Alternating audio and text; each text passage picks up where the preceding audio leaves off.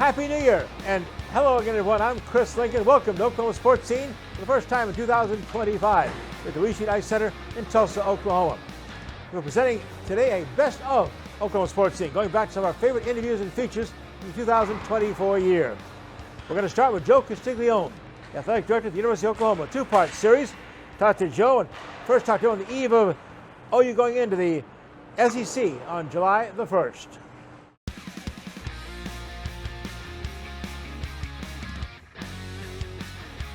Well, it's finally here. It's official. On July 1st, the University of Oklahoma, University of Texas joined the Southeast Conference, 3 years in the making. The man leading them there for the Sooners is their longtime athletic director, Joe Castiglione, in his 26th year. From his office on the OU campus in Norman, we did a long feature interview with Joe C., the Sooners sports leader. So, Joe, let's first go back, talk about and reflect on your quarter century at the University of Oklahoma. You came here from the University of Missouri back in 1998.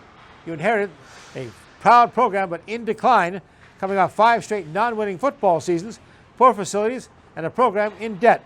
So how did you and your team turn things around? Wow, Chris, we're really going back on that one. As we're recording this, I guess I'm coming up on my 26th anniversary, starting my 27th year. Actually, it's already underway, but in any event, that brings me back to just the whole process that took place with President Bourne and trying to get me interested in leaving the University of Missouri, where we first met years and years ago. MIZ. But I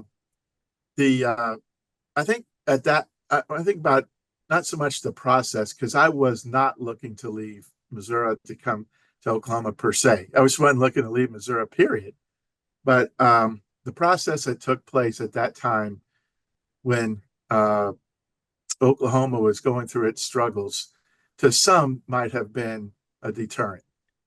But the more I talked with some people around the university, the times that they continued to call, and after turning them down twice to talk to them, they just kept calling, and finally started seeing the true interest in the university that wanted to not only right its ship, but move to the future in a very profound and aggressive way. And that became, somewhat interesting. And then I needed to hear more. And as you know, David Bourne is a very big visionary and a convincing guy to go with it. And those conversations, along with the search firm they had at the time, Chuck Nine is leading that part of the search, it's opened my eyes that, maybe there's something we can do here to help Oklahoma be successful. It's not to say that everything was down at the time. Football was, but Kelvin Sampson and his basketball team were really good in the Big 12 conference. Patty Gasso was starting to make her mark, with the softball program. But suffice to say, there was a lot of work to be done. But that was the part that attracted me, that we can utilize the great fan base, the traditions, build upon what great players in all sports and coaches, have accomplished, to use that as a foundation and be a big visionary with a bold idea to go forward. And so one thing led to the other, and I ended up coming to Oklahoma and been a proud Oklahoman ever since. How much did that magical 2000 season, 13-0, school's 7th national championship, impact not just the football program, but impact the university? It got you up to a pretty good start too. Yeah, no doubt about it. Chris, you've been around this program for a long time. You've covered it. You've been, close to Coach Switzer. You've seen it. You've been part of national championships and doing the coaches shows. You've seen it all and lived here in Oklahoma and been part of not only the community of Oklahoma, but covering it for notable television stations. And even when you were off doing your national stuff, you kept, a tie to Oklahoma. And so that this means a lot to the psyche of this state. It wasn't just a fan base that got excited because we had been down for a period of time and then won a national championship faster than most would have ever predicted. Coach Stoops' second year. But I think it was a testament to how we do things. We don't put those boundaries or impediments or try to say this is a 5 or 8 year plan, because you never know when things are going to happen in a certain way, and it gets you in a position where you could go after something sooner than you thought. But that probably, escalated the idea about Sooner Magic, that if everybody comes together to make something happen, great things will happen. And we've built on that ever since. And it led us into actually the year we were in the midst of the championship run, we announced a very bold vision for facilities. Yeah. And people criticized us for having the big launch the night before the Nebraska game. They were coming up to me, even at the event itself, telling me they should have picked a different game because they didn't really have a lot of confidence that we were going to beat the number one team in the country the following day.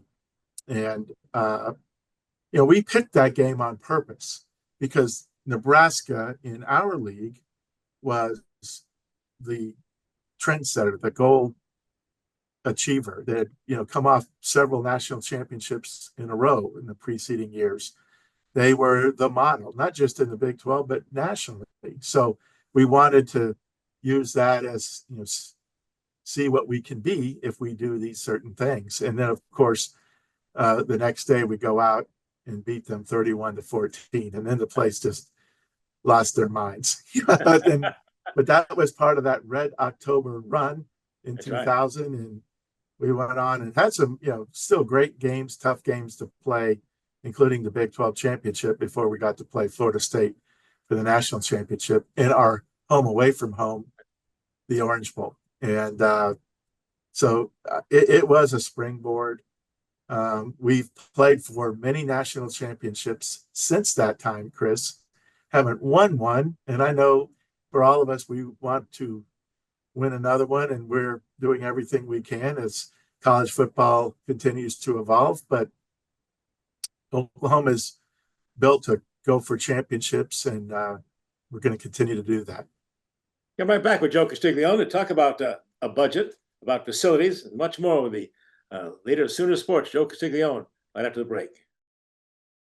Pitch, Casey lines it down the left field line. Drillers win! Baseball, fireworks, food, and family, it's all in Tulsa at One Oak Field. Score your Drillers season membership today with plans and prices fit for every fan. Whether you want to catch every game or select nights, we know you will have a great time at the ballpark. We're proud to offer a variety of membership options, so don't wait. Contact a Drillers rep who will personally help you find the right plan for you. It's all in Drillville for 2025. The Wee Street Ice Center, the coolest place in town, is the only place you can skate like the pros. With 2 rinks, there's always time to strap on the blades and hit the ice. The Wee Street Ice Center at 43rd and Yale is your family fun destination. Try out the game simulator rooms or hit the arcade. When you get hungry, grab a bite at Puck's Sports Bar and Grill with delicious food, great drink specials, and more. It's Midtown Tulsa's coolest entertainment center. Wee Street Ice Center, the coolest place in town. Come get your skate on.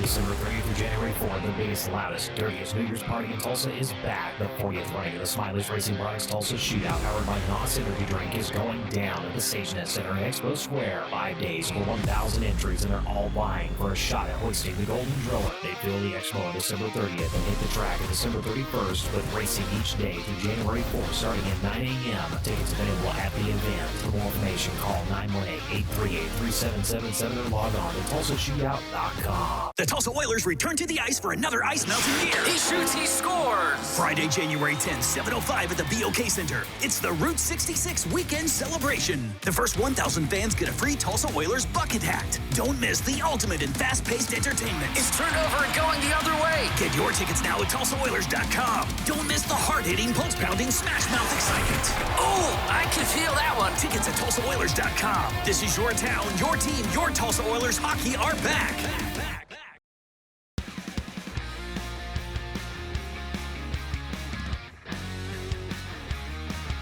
We're back with Joe Castiglione, the athletic director at the University of Oklahoma since 1998. Joe, you mentioned came to you, the athletic department was the debt, the part you want to talk about, the budgets, facilities, fundraising. Your first year, University of Oklahoma athletic budget, what was it then? And what is it now in 2024 as you head to the Southeast Conference? The budget that was in place when I started mid-year of 98, it was 26 million. The problem, Chris, was we were only scheduled to bring in 23 million.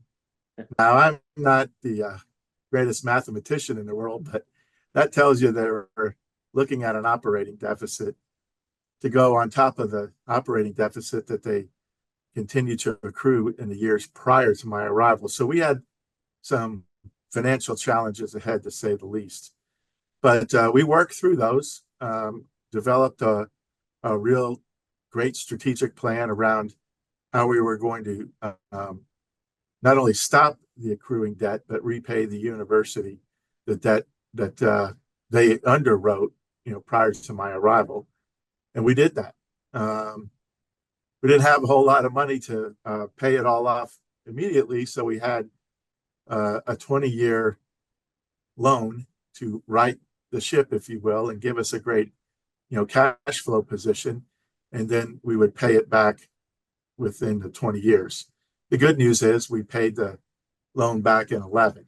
So we were debt-free from operating, and we've been building on financial sustainability. And it's a big thing you and I have talked about before. We're one of probably 5 or 6 universities left in America that can say they're truly self-sustaining, meaning we don't receive tax appropriations, we don't get any institutional subsidies or write-offs, nor do we go to the student body and ask for fees for athletics. I mean, that's pretty prevalent strategy that some universities use. We hope we can continue to avoid that.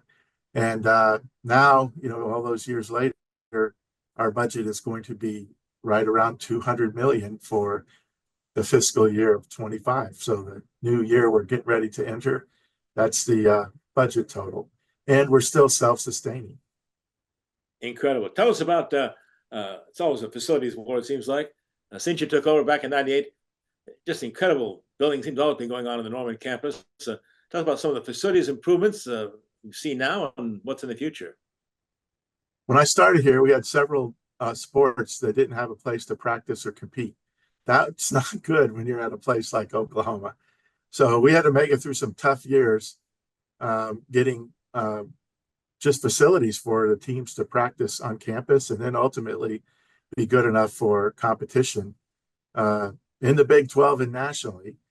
So parts of that is a facilities war, Chris, but parts of it is if you're going to have a program, you have to have the facilities to match the level of program an institution wants to sponsor. And we really hadn't had that. That's the Great Expectations campaign we mentioned earlier that we launched the night before the Nebraska game. That ended up raising 122 million. And it was a way for us to improve every facility for the sports that we sponsor. And it really did that. It helped the sports. Look at the success that we've had. But the facility element in recruiting has been very, very critical to the success of landing and retaining great athletes that want to come here, get an outstanding education, and also play or be part of a sport that's competing at the highest level. So they look at other schools, they see what they have, and they come to Oklahoma and don't see what is comparable. That can be a turnoff. So we needed to be able to have our facilities match up, and we have, and some of them, and of course, going all the way to just recently, we have some that have set the standard, most notably with our new stadium, Loves Field, and for our women's softball program, who's coming off their 4th straight national championship. So you can see the investment in facilities have paid off because they are an investment into the athletes that we are recruiting or developing once they get here, and positioning them for sports if that can continue, past their eligibility, or for getting them in the great spot for pursuing their livelihood once they have their degree. So that's going to always be a big deal, but it's changing now, Chris, as we, continue to evolve into the era of NIL. Now that's opportunities for athletes to consider that part of the equation when they're choosing between institutions. Well, Joe, you've always been a great supporter of women's athletics, and boy, has it paid off. OU national championships, softball, gymnastics, basketball. It's just amazing how the women's athletic department's really come on strong. It's investing in people, Chris. That's what it takes. And we continue to do that. We have superb coaches. We've been very fortunate to retain them here. They've created cultures that are the ones people want to be part of. And when they get here, they feel like they're being developed to their fullest potential, even some cases better than they even thought they could be themselves.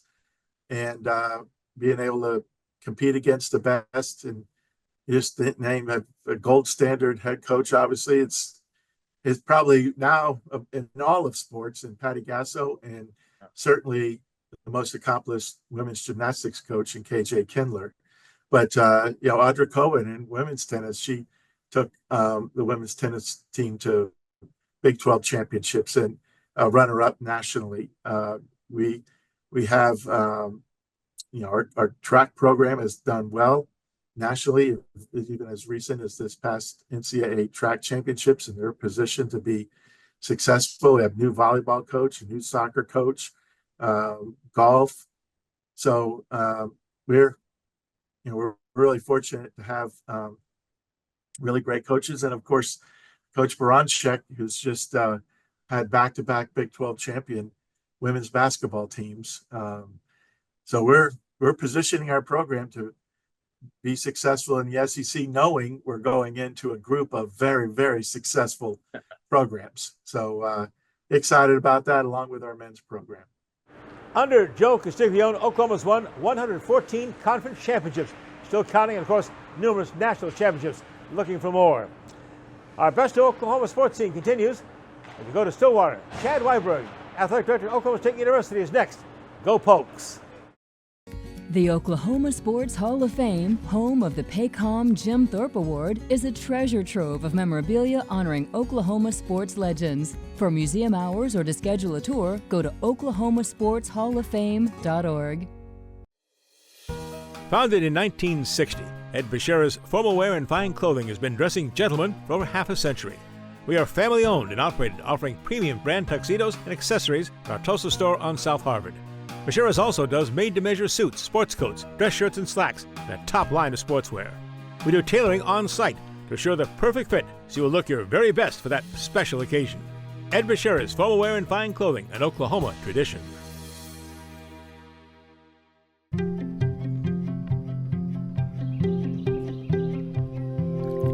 As the sun rises over eastern Oklahoma, we are devoted to one thing: improving the health of our communities, our home.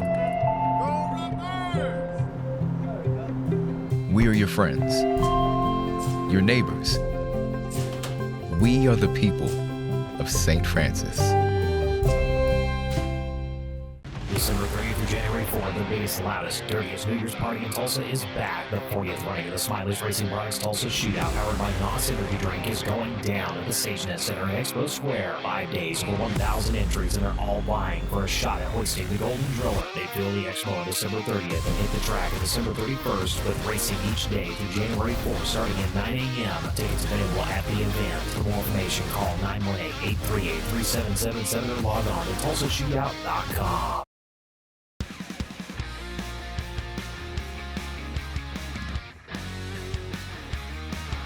It's Cowboy time now. If you go to Oklahoma State University, their athletic director, Chad Weiberg, did a Zoom call with Chad back on July the 8th, our show then. Talked to him about many things in college athletics, the portal, NIL, name, image, likeness. But started with the update on the $325 million visionary plan for OSU athletic future. That was something that obviously was took a lot of time, effort, energy to plan. There were we'd had conversations going on about what are our future needs for some time, conversations with our coaches, our teams, our programs. And we talked a lot about what is the right way to approach that. Should we just, focus on one facility and work to get that done and then move to the next one? At the end of the day, we felt like it was better just to present the entire plan to our fan base, to our donor base, so that they could be a part of prioritizing what that looks like and what the timing looks like. So yes, it is a big number when you aggregate it all together. We estimated it in today's dollars to be probably a minimum of $325 million. But it isn't about the aggregate number. It still is about each of the individual projects. And so that's the way we're approaching it, and having great conversations with our donors and trying to just solve problems. And you're right, there's a lot going on in college athletics, and we're asking our fans and our donors to do a lot of things. But it's also very competitive. And as we look around the Big 12 conference, we look around the country, facilities continue to be part of it. There's schools right here in our conference that are spending hundreds of millions of dollars on new facilities, and so we just don't have the luxury of stopping and stand. We have great facilities, but the minute you stop and stand still, you're falling behind, as you know. And so we've got to keep pressing forward, and we feel like that's what we owe to Boone Pickens and the donors who have put us in this position now. Is they wouldn't want us to just rest and stay where we are. They'd want us to continue to press forward. And so we're having good conversations. We're making progress. We have architects. We've hired architects to start the design phase of the Human Performance and Innovation Complex. And so we're making headway there, and hopefully we'll be making announcements that we're moving forward with breaking ground here in the near future. We're also talking about just not football, which really kind of concentrates on, Chad, but a new wrestling training facility, a new softball stadium, an indoor track, a new training center for basketball upgrades to the equestrian center, and the Carson Creek golf course. It's quite a big plan here. It is. It really touches on every student athlete that we have, every program that we have, and part of it is it's a little bit of a domino effect, right? So once football moves into the new center and vacates the West End zone, that gives us the opportunity to turn the West End zone into a student athlete success center. We'll move our academic center into there. That's where our training center is. That's where our NIL and Orange Power Studios is located. We'll have our mental health services there, our counseling services, our career development and leadership services. So it'll really be a one-stop shop for success for all of our student athletes in every sport. But then you're right, we've got obviously the best historical wrestling program in college athletics. It's really it's won more championships than any other program in any other sport in college athletics. But we kind of fell behind. We sort of let the Big Ten largely sort of pass us up in our facilities in wrestling. And so we need to come and try to bring that up to and surpass sort of the current standard for Coach Smith to do what we want to happen with Cowboy wrestling. And that's, compete for and win championships. Dave Smith and the head coach of our track and field and cross country program, we won the women's indoor Big 12 track championship this past season. And we did so being the only school in the conference without any kind of indoor track facility. So if he can win indoor track championships without an indoor track, I'd love to see what he can do if he had an indoor track. And so that's definitely a goal. Obviously, we know what Kenny Gasky's done with the softball program and the popularity of that sport. And so from a fan standpoint and a student athlete development standpoint, we definitely want to give him the tools to be able to do what he does. And then Carson Creek project is actually, that has started. The course will close in October and go under about a year and a half renovation before it reopens. And it's been a spectacular course for our golf programs for 25 years, but it's time to refresh it and bring some new innovation to it. And when it opens, it's going to be right back on top. Chad, it just doesn't seem fair. I mean, with all this, everything else you're taking care of, now all of a sudden, never been a time when college athletics has had so many just seismic changes. I mean, the portal, and of course, NIL, and Oklahoma State obviously dealing with that as well. All the schools are. Yes. Yeah. Yeah, you're right. And, we have seen change before, but I think what is unique about this time is the amount of change that's sort of been all lumped together and how fast it's happening. We're all working through the same things. It's impacting, I think, all college athletics the same. We continue to have a lot of conversations both internally about how we approach that, how we deal with that, to help our teams continue to compete, put our student athletes in a great position to be able to maximize those opportunities, but also working with our conference members and our national, across the country, sort of our national peers on what are the best practices to this. It's something that I think is going to continue to evolve. It's different now than it was 6 months ago. It'll be different 6 months from now.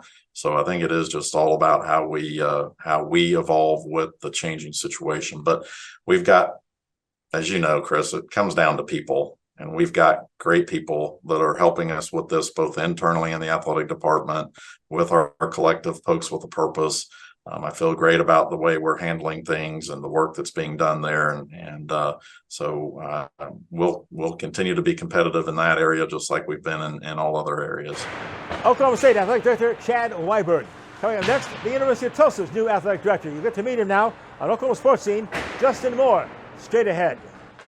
The Tulsa Oilers return to the ice for another ice-melting year. He shoots, he scores. Friday, January 10th, 7:05 at the BOK Center. It's the Route 66 weekend celebration. The first 1,000 fans get a free Tulsa Oilers bucket hat. Don't miss the ultimate in fast-paced entertainment. It's turned over and going the other way. Get your tickets now at TulsaOilers.com. Don't miss the heart-hitting, pulse-pounding, smash-mouth excitement. Oh, I can feel that one. Tickets at TulsaOilers.com. This is your town, your team, your Tulsa Oilers hockey are back. Get ready, Tulsa. January 13th to the 18th, the chase for the Golden Driller is back at the StageNet Center at Expo Square with the 39th Annual Chili Bowl Nationals powered by NOS Energy Drink. The biggest names, the toughest race, and they're all fighting for the sweetest victory of all to hoist the Golden Driller in victory lane. Monday and Tuesday reserved seats are available by calling 918-838-3777. Can only make it for Saturday night. The General Admission Pit Pass never sells out. For more info, log on to chilibowl.com. Founded in 1960, Ed Bashira's Formal Wear and Fine Clothing has been dressing gentlemen for over half a century. We are family owned and operated, offering premium brand tuxedos and accessories at our Tulsa store on South Harvard. Bashira's also does made-to-measure suits, sports coats, dress shirts, and slacks, and a top line of sportswear. We do tailoring on site to assure the perfect fit so you will look your very best for that special occasion. Ed Bashira's Formal Wear and Fine Clothing, an Oklahoma tradition. The Wee Street Ice Center, the coolest place in town, is the only place you can skate like the pros. With 2 rinks, there's always time to strap on the blades and hit the ice. The Wee Street Ice Center at 43rd and Yale is your family fun destination. Try out the game simulator rooms or hit the arcade. When you get hungry, grab a bite at Puck's Sports Bar and Grill with delicious food, great drink specials, and more. It's Midtown Tulsa's coolest entertainment center. Wee Street Ice Center, the coolest place in town. Come get your skate on.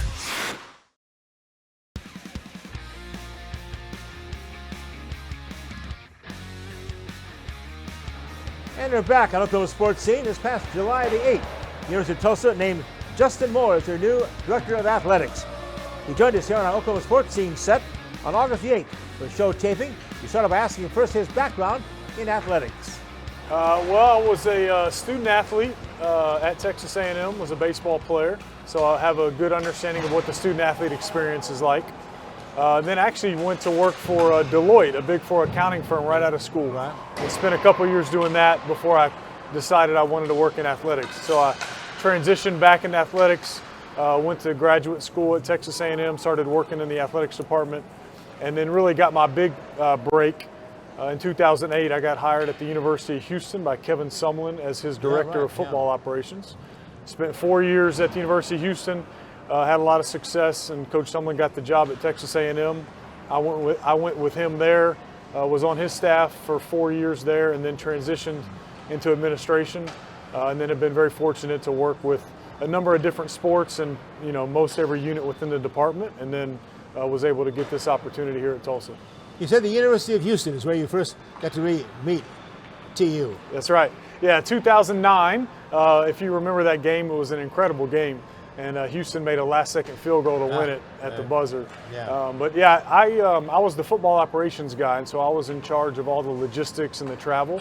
And so I actually came down a day early before the team and got a tour, and that was really the first time I got to see campus, and really was super impressed with the facilities and the community, and that's really where I learned about Tulsa, and really throughout my career have kind of kept my eye on the job and hopeful that one day it would open up and the timing would work out, and was very fortunate. Well, you worked at some of the majors, thinking of obviously Texas A&M, Houston. What attracted you to the University of Tulsa? Yeah, so I would say first, again, the community. My family, I have 3 kids at very important ages, 15, 13, and 11. And so where I would move and raise my kids was really important. So the community was great. I thought there was great infrastructure at the university. I thought there was great facilities and a lot of things already in place that are challenging to get in today's college athletics world. I really thought that the values of the university aligned with my personal values and what the university stood for. And then I thought there was great alignment from the board to President Carson and to athletics. And I just know how important that is in college athletics today to have great alignment. And I thought we had the ability in the league that we're in to win at a high level across all of our sports. And that was important for me to go to a place where I felt like we could be successful in all of our sports. Rick Dixon always said, hard to argue, this is the smallest enrollment in Division I, as you well know, in athletics. But is it Tulsa's always fought above their weight? Right. Yeah, I think I think I've heard that a lot since I've been here, from whether it's coaches or staff, that we kind of get the most out of what we have, and I think that's great on one hand, and on the other hand, it's going to be my job to help generate some additional resources and build up an athletics program where we can compete at the highest level. Well, you're off to a great start. I know you give Rick a lot of the credit for this, but all of a sudden, the University of Tulsa received a $30 million anonymous donation, and then an $8 million donation as well. Yeah, incredibly fortunate, some generous supporters, and I think it just shows the commitment that Tulsa has to athletics and how much our donors and the community care about Tulsa. And so it was a tremendous way to start, for sure. I can't take credit. I do have to give Rick all the credit. I know he worked really hard on that, and I've been very fortunate to get a chance to get to speak to Rick quite a bit, and he's been nothing but great, helping me get off to a good start. What is your focus as far as what do you think you'd like to do differently, or add something, subtract something? Sure. What are your thoughts on this early on? Yeah, the first thing, I think it's really important that I get a really good understanding of the operations of the department, how things operate and why, and then really get a good understanding of the people, who does what and why, and then really start establishing some important relationships on campus so that I have a good understanding before I start making decisions. And so I think that's always important. So I'm in the learning phase right now, and I'll do that for the first 30 to 60 days before I feel like I have a really good feel, and then I'll start making the changes or adjustments that I think will be required to operate the way I'd like to. And quite a few sports to oversee, 17 sports, right? 10 women, 7 men at this point? That's right. And I've had a lot of my TU alum friends say, now, I know you're going to talk to Justin Moore. I know he's a baseball player. You get this a lot. When are you going to bring baseball back to the University of Tulsa where it belongs? We've had a great history of baseball here. Yeah, that's what I've heard. I haven't quite got that far in my learning exercises yet. So I know there's been some great history before, but we're not to that point yet of talking about changing sports or anything like that. So to be determined. And of course, it's all about this day and age, the budget and stuff. And right. I guess if you had a sport, a male sport, you have to have a female sport too, don't you? Well, it's not just the budget, but the Title IX requirements. Right. And so I think you will not see many programs adding sports right now in the current climate. Right. With all of the NIL, the revenue sharing conversations, I think you'll actually see the other way, where schools are going to try to be as efficient and as lean as they can to change what has the new model of college athletics. Justin Moore, the new AD at the University of Tulsa, leading TU into the future. We're going to come back with a very special guest, Bart Connor, multiple gold medal Olympic gymnast, talking about the Summer Olympic Games that just passed. December 30th through January 4th, the biggest, loudest, dirtiest New Year's party in Tulsa is back. The 40th running of the Smiley's Racing Products Tulsa Shootout, powered by NOS Energy Drink, is going down at the SageNet Center in Expo Square. 5 days for 1,000 entries, and they're all vying for a shot at hoisting the Golden Driller. They fill the Expo on December 30th and hit the track on December 31st, with racing each day through January 4th, starting at 9 a.m. Tickets available at the event. For more information, call 918-838-3777 or log on to TulsaShootout.com. The Tulsa Oilers return to the ice for another ice melting year. He shoots, he scores. Saturday, January 11th, 7:05 at the BOK Center. The Route 66 weekend celebration continues. The first 1,000 fans get a free Aloha shirt. Don't miss the ultimate in fast-paced entertainment. It's turned over and going the other way. Get your tickets now at TulsaOilers.com. Don't miss the hard-hitting, pulse-pounding, smash-mouth excitement. Oh, I can feel that one. Tickets at TulsaOilers.com. This is your town, your team, your Tulsa Oilers hockey are back. The Oklahoma Sports Hall of Fame, home of the Paycom Jim Thorpe Award, is a treasure trove of memorabilia honoring Oklahoma sports legends. For museum hours or to schedule a tour, go to oklahomasportshalloffame.org.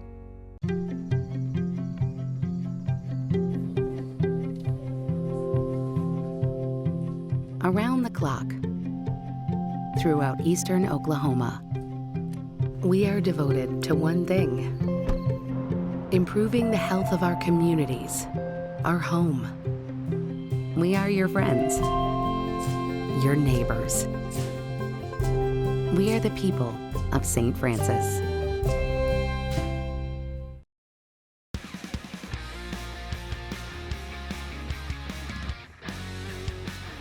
Welcome back to Oklahoma Sports Scene Best of Show 2024. Without question, the biggest event this past year in sports was the Summer Olympic Games in Paris, France. The 33rd Olympic Games, featuring 15,000 athletes from 32 sports from 206 nations. For our preview, we called on two-time Olympic gymnast from the University of Oklahoma, OU's own Bart Connor. We asked Bart about what it takes to be an Olympian, what's the impact of making an Olympic team. Well, Chris, I remember the first time that I made the Olympic team. It was back in 1976, and I remember my coach at the time was my high school gymnastics coach, and he said, from this day forward, the word Olympian will be associated with your name for the rest of your life. And it was fairly overwhelming to think about what that means and the idea of Olympism and what the Olympics stand for. So, yeah, I'm enormously proud that I have that title. And of course, I stuck around for a long time in order to compete in my last Olympics, which was Los Angeles in 1984, and won a couple of gold medals there. But yeah, it is one of those life-changing things that few of us are fortunate enough to enjoy. Well, what a career. You won medals at every level of competition, national, international competition. I was looking back first at 14 years old. You're the 1972 U.S. Junior National Champion. At 17, the youngest member of the Olympic team that went on to the 1976 Games. Yeah, and of course, nobody remembers me from the 1976 Olympics because they all remember Nadia. She kind of stole the show with her perfect 10 performances and stuff. So, and then I was a member of the 1980 Olympic team, which was the year that we boycotted the Games and didn't go to Moscow, you might remember. And so I stuck around to the 84 Olympics in Los Angeles. And now, interestingly enough, I have a role with the LA 2028 Olympics in 4 years from now, which we'll be sharing here in Oklahoma with Los Angeles, and proud to be a part of that whole experience with canoe slalom coming here. And of course, softball. It'll be a major success, and it's a big moment for Oklahoma to be hosting two of the Olympic sports. You mentioned Nadia Comaneci, of course, your wife. You got married in Bucharest in 1996. She is the winner of 9 Olympic medals, 5 of them gold, and she is still quite the star in Europe, isn't she? Yeah, she's a big deal pretty much everywhere we go, and she'll be quite busy over there. In fact, there's a couple of surprises I'm not allowed to talk about, but you'll see her in a prominent role related to the Olympics. So it's very exciting. And in fact, she's in several commercials right now that are running to promote the concept of Olympism and what the Olympics really stand for. So you'll see a bunch of her over the next few weeks. And of course, we take you back to the University of Oklahoma days. Talk about the days with the Sooners and how you got to OU from Illinois. Well, Chris, I grew up in the Chicago suburbs. I made my first Olympic team as I was senior in high school. So I was the youngest to win the nationals back then and make that Olympic team. But I knew I had to go somewhere to extend my career. And Oklahoma had a great young coach named Paul Zert, who had just come here a few years before. And I followed him here. And it was definitely, Chris, the road not taken. Back then, the top schools were places like Michigan, Penn State, Iowa State, Oregon, where the top coaches had settled. Well, Paul had only been here a couple of years, but I knew that he was the kind of coach that could help me get to the level I wanted to get. So I came to Oklahoma. That surprised a lot of people because I turned down scholarships at places like Stanford and Michigan and Penn State and others. But it turns out coming to Oklahoma was easily the best decision of my life because it sent me on a course to not only be successful at OU with our team and help build a dynamic program there that still is one of the quality programs in the country, but of course it helped me all the way to my individual pursuits of winning an Olympic gold medal. And just looking again at some of the accolades, the USOC Olympic Hall of Fame inductee, 1991, USA Gymnastics Hall of Fame, 96, Oklahoma Sports Hall of Fame, 1997, International Gymnastics Hall of Fame, 1997. Just shows you're getting old, Bart. I signed up for Medicare Part A the other day, Chris, so I get it. Don't believe me.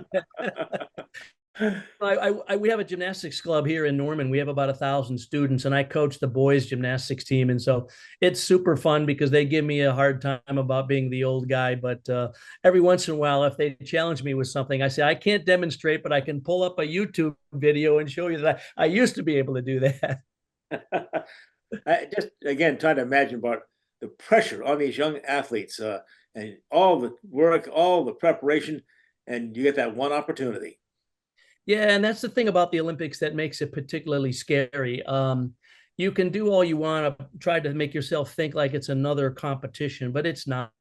I mean, it's the whole world is watching. I think you don't really feel that until the opening ceremonies, and all of a sudden you realize, wow, there's a lot of people counting on me. And I've often said that you compete for yourself and for your team and for your coach and your family.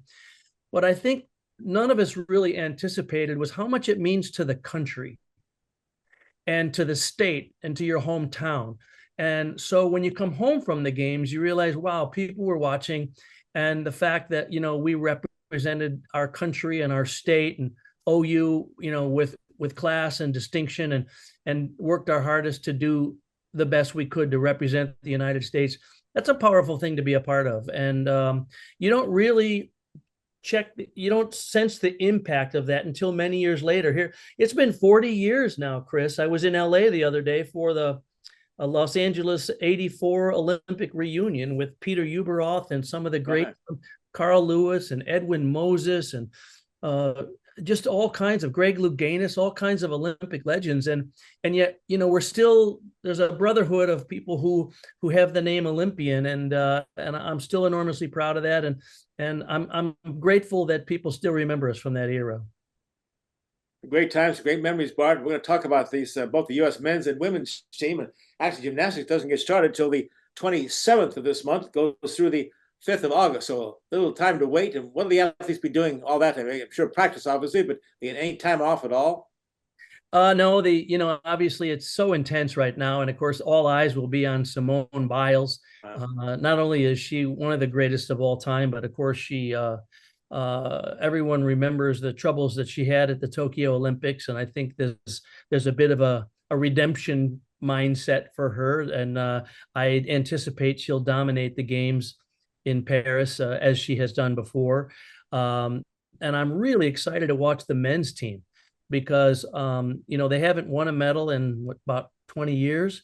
And the men, the quality of gymnastics for the men in the U.S., they get enormously overshadowed by these women who are just superstars and dominating the world. But this could be a really great chance for the U.S. men to bring home a medal. And I think the last one they did was back in, maybe it was 2008. So looking forward to cheering on the men as well as the women throughout that whole 10-day experience. And that United States men's Olympic gymnast team did Bart and the United States proud, finishing with a bronze medal in the games. Come back with an interview I think you'll really enjoy. The guy Tulsa had a big impact on ESPN, getting it on the air. That's straight ahead on our Best of Oklahoma Sports Scene. The Wee Street Ice Center, the coolest place in town, is the only place you can skate like the pros. With 2 rinks, there's always time to strap on the blades and hit the ice. The Wee Street Ice Center at 43rd and Yale is your family fun destination. Try out the game simulator rooms or hit the arcade. When you get hungry, grab a bite at Puck's Sports Bar and Grill with delicious food, great drink specials, and more. It's Midtown Tulsa's coolest entertainment center. Wee Street Ice Center, the coolest place in town. Come get your skate on.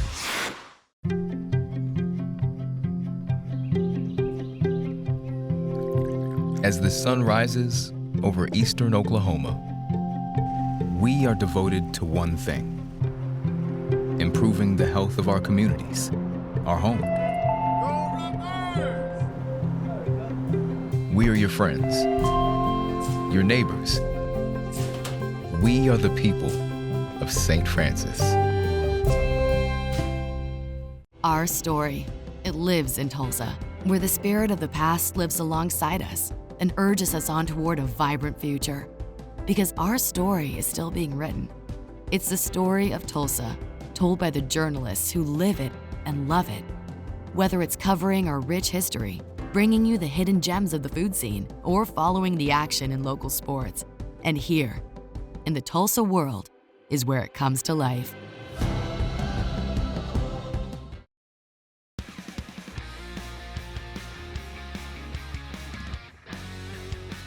This past Saturday, September 7th, ESPN Network celebrated its 45th anniversary.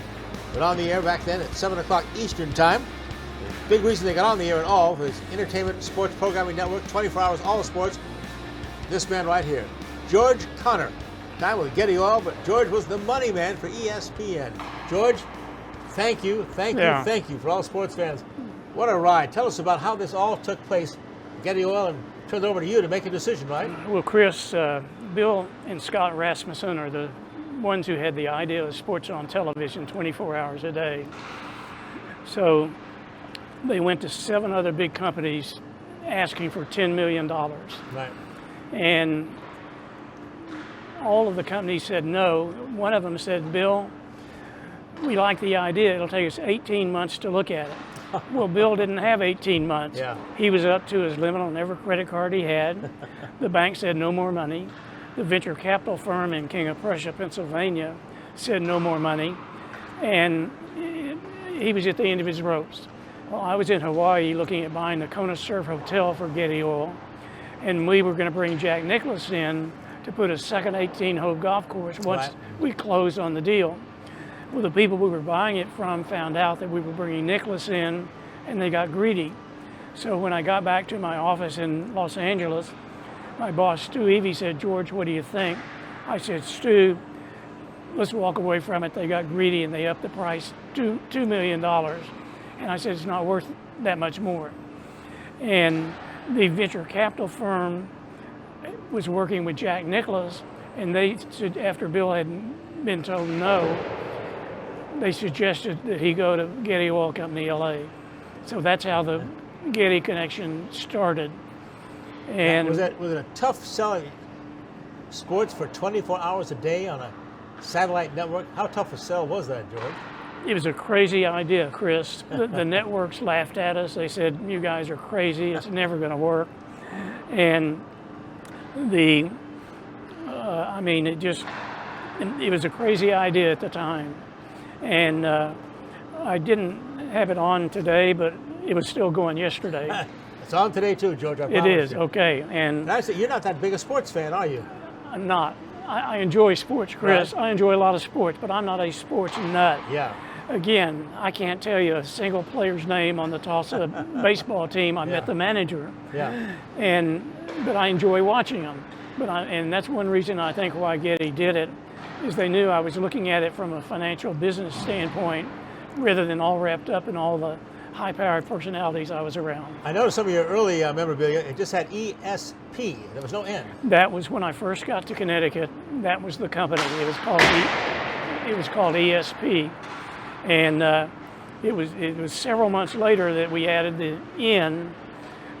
We'd hired Chet Simmons from NBC Sports to be our president, and we were in Bill Rasmussen, Chet and I were in Chet's office, and we were designing the logo with a oval around it, and Chet said, we can't have N because, it's ABC, CBS. I mean, we can't have 4 letters. And we finally convinced him to do that. Be different, yeah. Yeah.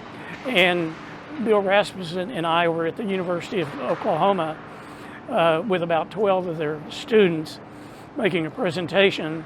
And Bill told them that story. And one of the young ladies, I wanted to follow her. And she said, you all should have used one more letter, that much better. And I like it. yeah, and I wanted to follow her because this book just came out the early days of ESPN. By the way, chapter 3 is all about George. By George, it's called here, on George Connor, how he made the network happen. And I've seen so much memorabilia, George, you bought here, of all the top executives at ESPN, the Rasmussen guys, everybody. You are the reason they got on the air. Without you, there would have been no ESPN. Well, I was a key part. There were 6 of us that really played a key role in the getting on the air and the quality of our production. Stu Evey at Getty Oil, he was not your typical oil company executive. He was Hollywood. If I'd go into Stu's office, our scene, his secretary would come in and say, Mr. Evey, Mr. Hope's on the phone. Stu would hit the speakerphone so all the executives on the floor could hear who he was talking to, and it'd be Bob Hope. So we couldn't have done it without Stu. Wow. We brought in Chet Simmons from NBC Sports. Yeah, very respected, yeah. Chet brought in some really talented people, like Chris Berman, Tom Mees, and Chet brought in Scotty Connell from NBC to be our senior production manager. And Scotty was responsible for the quality of our production. When I recommended to Getty we do it, I said, I'm only recommending it if we do it with absolutely the best equipment and the best people, because most new businesses do not succeed, and that's what we did. I want to ask you about this. Lee Leonard was one of your first hires, the original sports anchors at ESPN. So it was September 7th, 1979. I can't imagine the tension getting ready to sign on for the first time. What was that like? At 7 p.m. Eastern Time, and ESPN's on the air, and the opening line, by the way, from Lee Leonard, quote, if you're a fan, what you'll see in the next few minutes, hours, and days to follow may convince you you've gone to sports heaven. And it all started with a 30-minute Sports Center. The first score was Chris Evert beating Billie Jean King in the U.S. Open tennis. Then they went live, sporting event, to Wisconsin for coverage of men's professional slow-pitch softball. That was the first live sporting event, George. Wow. And Chris, 2 weeks before September 7th, my boss from Getty LA called me and said, George, I just got a call from Chet. And he said, you and Bill are not going to get this on by September 7th. And I said, Stu, Bill and I are confident that we will. So he called Chet. Chet wasn't too happy because he told Chet we're going on the air September 7th. And Chris, we did cut it a little short. About 10 minutes before airtime, we ran the last cable from the Sports Center set down the hallway to the back of the building to plug into the uplink truck that would send the signal up to the satellite. So we had 10 minutes leeway to do other things.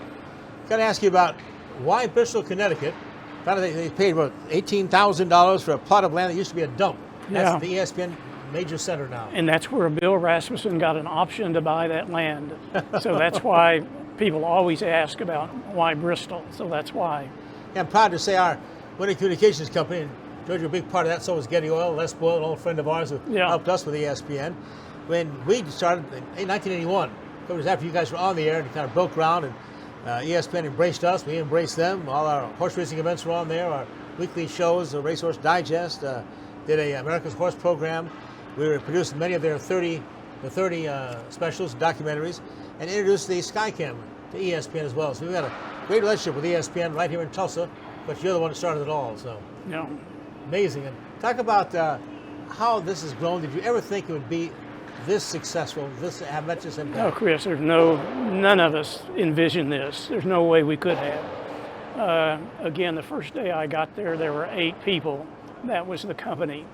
And today on the Bristol campus, I think there are about 3,800 employees. So it's in 22 buildings. Unbelievable. And also, this is impressive to me too, ESPN now broadcasts 65 sports, 24 hours a day, 16 languages, more than 200 countries around the globe. Yeah. Just keeps going. Look up, it's a new network. ESPN, ESPN2, ESPN Deportes, ESPN International. It's kind of grown pretty well. Never stops. And I love the fact that $10 million investment. By the way, I checked this with Disney now, of course, owns Sports Broadcasting Network ESPN. They said it was valued, according to Bank of America, their analyst said they now value ESPN currently at $24 billion. I think maybe more than that, but pretty good return on a $10 million investment, George. Absolutely, yeah. Wow, incredible. So every sports fan in the world has this one man to thank, George Connor. Because if he can't get the money to make this happen, it wouldn't have gone on the air. Again, George Connor, thank you from all of us who love sports. Couldn't imagine the world without ESPN. Sports, 24 hours a day. Come back to wrap things up on our Best Of show right after this message. Pitch, Casey lines it down the left field line. Drillers win! Baseball, fireworks, food, and family, it's all in Tulsa at One Oak Field. Score your Drillers season membership today with plans and prices fit for every fan. Whether you want to catch every game or select nights, we know you will have a great time at the ballpark. We're proud to offer a variety of membership options, so don't wait. Contact a Drillers rep who will personally help you find the right plan for you. It's all in Drillville for 2025. Get ready, Tulsa. January 13th to the 18th, the chase for the Golden Driller is back at the SageNet Center at Expo Square with the 39th Annual Chili Bowl Nationals powered by NOS Energy Drink. The biggest names, the toughest race, and they're all fighting for the sweetest victory of all to hoist the Golden Driller in victory lane. Monday and Tuesday reserved seats are available by calling 918-838-3777. Can only make it for Saturday night. The General Admission Pit Pass never sells out. For more info, log on to chilibowl.com.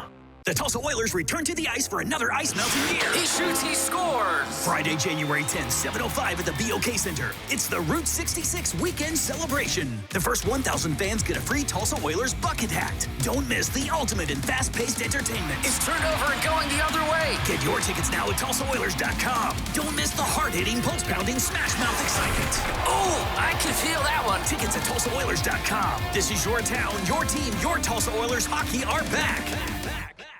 The Oklahoma Sports Hall of Fame, home of the Paycom Jim Thorpe Award, is a treasure trove of memorabilia honoring Oklahoma sports legends. For museum hours or to schedule a tour, go to oklahomasportshalloffame.org.